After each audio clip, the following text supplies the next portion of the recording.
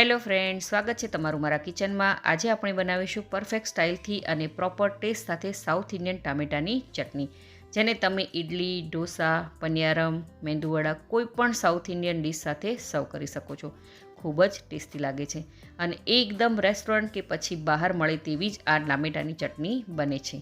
તો ચાલો રેસીપી શરૂ કરીએ। નવી રેસીપી શીખવા માટે મારી ચેનલને સબસ્ક્રાઈબ કરજો અને બાજુમાં આપેલા બેલ આઇકોનને જરૂરથી પ્રેસ કરજો, એટલે નવી રેસીપીના નોટિફિકેશન સૌથી પહેલાં તમને મળે। તો સૌથી પહેલાં મીડિયમ ગેસની ફ્લેમ પર આપણે એક પેન રાખીશું અને તેમાં 2 મોટી ચમચી જેટલું તેલ એડ કરીશું।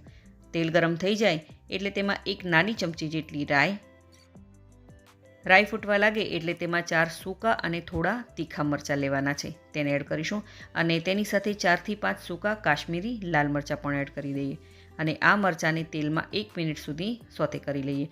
સૂકા કાશ્મીરી લાલ મરચાં એડ કરવાથી ચટણીનો કલર ખૂબ જ સરસ એવો આવે છે। મરચાં સરસ એવા સોતે થઈ જાય એટલે તેમાં 3 કળી લસણની એડ કરીશું અને લસણને પણ અડધી મિનિટ સુધી સોતે કરી લેવાનું છે, તેથી તેનો કાચો સ્વાદ છે તે નીકળી જાય। હવે મેં અહીં 2 મીડિયમ સાઇઝની ડુંગળી લીધી છે, તેને મેં આવી રીતે થોડા મોટા ટુકડા કરીને લીધા છે, તેને એડ કરી લઈએ અને મીડિયમ ગેસની ફ્લેમ પર ડુંગળીને સારી રીતે કૂક કરી લઈએ।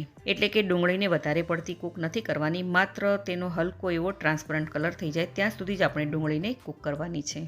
તો તમે જોઈ શકો છો કે ડુંગળી છે તે સરસ એવી ટ્રાન્સપરન્ટ કલરની થઈ ગઈ છે। હવે આ સ્ટેજ પર 1/4 કપ જેટલા દાળિયા એડ કરી લઈએ અને તેની સાથે 1 ઇંચ જેટલો આદુનો ટુકડો પણ એડ કરીશું અને તેને પણ સારી રીતે મિક્સ કરી લઈએ। અહીં તમે દાળિયાની જગ્યાએ કાચા સિંગદાણાને પણ ઉપયોગ કરી શકો છો। હવે તેમાં 1 લીલા મરચાંના ટુકડા એડ કરીશું અને તેને પણ સારી રીતે મિક્સ કરી લઈએ। ત્યારબાદ તેમાં આપણે કોથમીરના ડાળખા એડ કરીશું અને તેની સાથે અડધી નાની ચમચી જેટલી ખાંડ પણ એડ કરી દઈએ। કોથમીરના ડાળખા નાખવાથી ચટણીમાં ખૂબ જ સરસ એવો ટેસ્ટ આવે છે અને થોડી ખાંડ નાખવાથી ચટણીનો કલર અને ટેસ્ટ છે તે બેલેન્સ રહે છે। હવે મેં અહીં 4 થી 5 મીડિયમ સાઇઝના ટામેટાં લીધા છે, તેને આવી રીતે મેં મોટા ટુકડા કર્યા છે, તેને એડ કરી લઈએ અને તેને સારી રીતે મિક્સ કરી લઈએ। હવે ટામેટાં જલ્દીથી કૂક થઈ જાય તેના માટે આપણે સ્વાદ પ્રમાણે મીઠું નાખીશું। અહીં મીઠું તમે તમારા ટેસ્ટ પ્રમાણે એડ કરજો અને બધી જ વસ્તુને સારી રીતે મિક્સ કરી લઈએ અને આવી જ રીતે ટામેટાને 1 થી 2 મિનિટ સુધી ખુલ્લા જ કૂક કરવાના છે।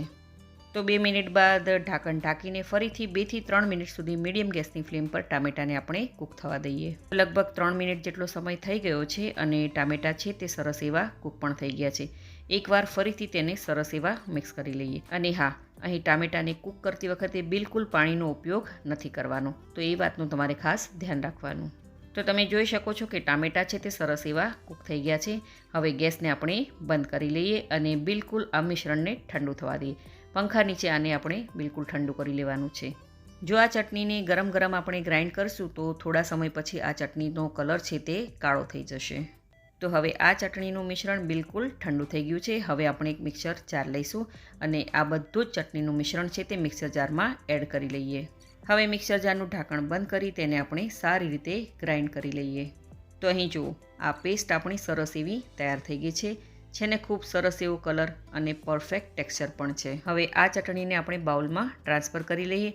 અહીં આપણે આ ચટણીને ગ્રાઇન્ડ કરતાં બિલકુલ પાણીનો ઉપયોગ નથી કર્યો, આપણે આ ચટણીને આટલી જ થીક રાખવાની છે અને જો તમે આમાં પાણીનો ઉપયોગ કરશો તો ચટણી જલ્દીથી ખરાબ થઈ જશે। હવે આ ચટણીનો આપણે એક વઘાર તૈયાર કરી લઈએ। તો તેના માટે મીડિયમ ગેસની ફ્લેમ પર નાનું એવું વઘારિયું રાખીશું અને તેમાં 1 મોટી ચમચી જેટલું તેલ એડ કરીશું।